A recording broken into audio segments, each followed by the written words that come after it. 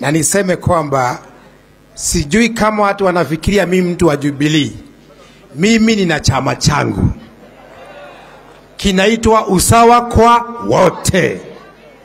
Kwa hivyo tukiendelea watu wajue kwamba mimi nakuanga hapa as an independent party leader.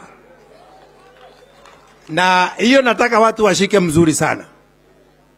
Kwa sababu hata kwa orodha nimeona mtindo. Mimi I'm not just a former governor, I'm a party leader. Na wale ambao hawajaisikia hiyo wasikie kutoka kwangu. Ya pili, nimshukuru ndugu Kalonzo. Sisi kama jamii ya Wakikuyu, huyu muungwana alitutendea mema. Wakati wa utawala wa Mwai Kibaki, alikuwa naibu wake kwa miaka 15. Na wakati huo tuliona utulivu katika serikali. Pia akashika bamba la Raila Odinga kwa miaka.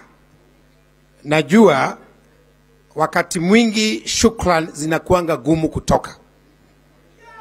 Lakini kwetu, kwa sababu niko hapa, tunakupatia shukran.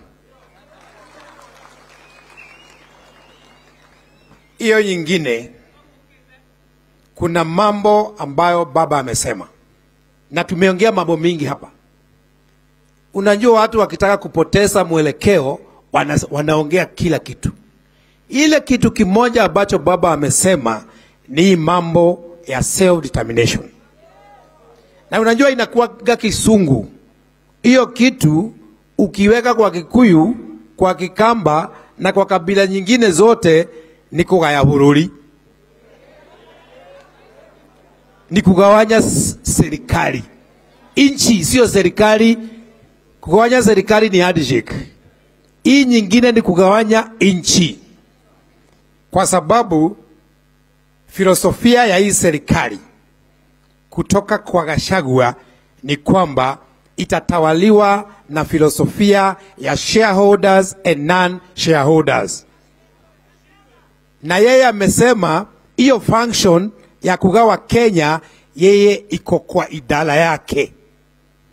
Kwa hivyo hatuwezi kataa, kwa sababu sio sisi tumesema.